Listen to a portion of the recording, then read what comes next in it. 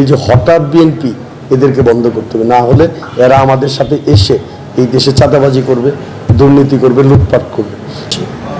যে আমরা বিএনপি নির্বাচন সহজ সরলভাবে নির্বাচন করেছি, কোথাও কোনো হামলা হয়নি, কোনো লোক মারা যায়নি। এই নির্বাচন ইতিহাসের আরেকটি দৃষ্টান্ত স্থাপন করে রাখলো যে নির্বাচনে একটি মানুষও মারা যায়নি, কোথাও কোনো বড় ধরনের হামলা হয়নি। এটা একটা দৃষ্টান্ত হয়ে থাকবে, কারণ এই নির্বাচনটা আসলে মানুষ স্বতঃস্ফূর্তভাবে ভোট দিছে, কারণ ভোট দিয়ে বিএনপিকে নির্বাচিত করছে।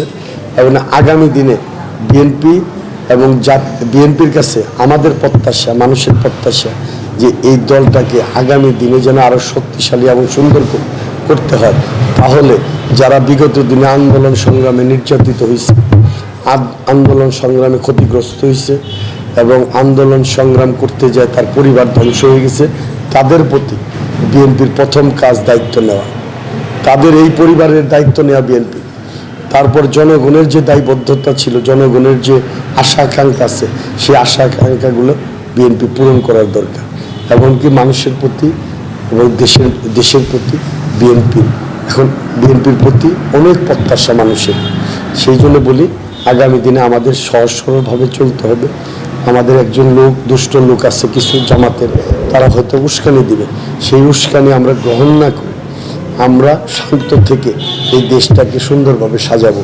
কারণ আপনারা জানেন, গত 2001 সালে বিএনপি যখন ক্ষমতায় আসে, দুর্নীতির তকমা নিয়ে ক্ষমতা গ্রহণ করে, সেই দুর্নীতি থামাইতে বিএনপির 5 বছর কেটে গেছে। এইবারও বিএনপিকে এখন সবচেয়ে বড় চ্যালেঞ্জ হলো দুর্নীতি, দ্রব্যমূল্য এবং বেকার সমস্যা দূর করা। এই সমস্যাগুলি ফার্স্ট প্রায়োরিটি দিয়ে বিএনপির কাজ করা উচিত। আমার মতো ক্ষুদ্র একজন কর্মী হিসেবে আমি বিএনপির কাছে আবারও অনুরোধ করব, যে নেতাকর্মীরা নিঃস্ব হয়ে গেছে, যে নেতাকর্মীরা জেল খাটতে খাটতে তাদের জীবন যৌবন শেষ করে দিচ্ছে, দেখা গেছে কারো চাকরি হওয়ার মতো এখন বয়স নেই, যার বয়স 15 বছর ছিল এই আন্দোলন করতে যায়, তার বয়স হয়েছে 32 বছর, তার কোনো নেই। যার বয়স ছিল মনে করেন 10 বছর, তাদের বয়স হয়ে গেছে এখন আন্দোলন করতে যায় 27 বছর। যাদের বয়স ছিল মনে করেন 30 বছর, তাদের বয়স হয়ে গেছে 45-46 বছর। তারা তো এখন কিছু করতে পারবে না। তো আমি মনে করি এই জিনিসগুলো বিএনপির দেখা দরকার, কারণ কর্মী না থাকলে দল থাকে না, আর দল না থাকলে পরে দেশও থাকে না, দেশেও বিশৃঙ্খলা সৃষ্টি হবে। বিএনপি যেটা আওয়ামী লীগ করছে, যেটা জাতীয় পার্টি করছে, সেই ভুলটা যেন বিএনপি না করে। কর্মী বান্ধব থাকতে হবে, কর্মীদের একটু প্রায়োরিটি দিতে হবে। বিশেষ করে হাইব্রিড এখন বেড়ে যাবে, হঠাৎ বিএনপি হয়ে যাবে, হঠাৎ ছাত্রদল হয়ে যাবে, হঠাৎ যুবদল হয়ে যাবে। এদেরকে আগে বয়কট করতে হবে। আমরা নির্বাচনের স্বার্থে, দেশের স্বার্থে গত 15-2 বছর যাই হয়েছে, কিন্তু এখন ফার্স্ট প্রায়োরিটি হলো কর্মীদের এই যে হঠাৎ বিএনপি এদেরকে বন্ধ করতে হবে, না হলে এরা আমাদের সাথে এসে এই দেশে চাঁদাবাজি করবে, দুর্নীতি করবে, লুটপাট করবে। হঠাৎ বিএনপিকে আটকে দেবে, কারণ বিএনপির হাজার হাজার কর্মী আছে, বিএনপির নিজস্ব কর্মীর অভাব নাই, বিএনপির শত শত পরিবার আছে, তাদের কোনো অভাব নাই, যদি হাইব্রিড নিয়ে তাদের চলতে হবে।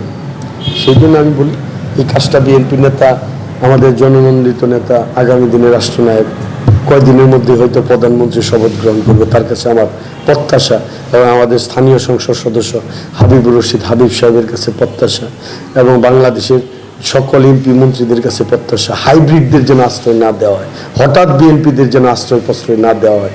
যারা বিএনপি দীর্ঘদিন কষ্ট করছে, হয়তো আপনাকে পছন্দ করেন, আপনি তাকে পছন্দ করেন না, কিন্তু তাকেই নিয়ে থাকুন। আমি মনে করি তাদেরকে নিয়ে থাকা উচিত।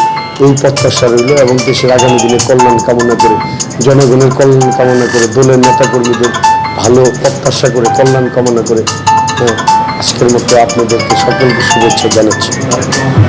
আগামী দিনে জননন্দিত নেতা, আমাদের প্রিয় নেতা, আমাদের রাষ্ট্রনায়ক, আগামী দিনের প্রধানমন্ত্রী তারেক রহমান সহ মন্ত্রী পরিষদ যারা গঠিত হবে, তাদের কল্যাণ কামনা করছি, এবং তারেক রহমানের সুস্বাস্থ্য কামনা করছি, দীর্ঘায়ু কামনা করছি, এবং তার পথ চলা যেন সুন্দর হয় এই প্রত্যাশা রাখছি।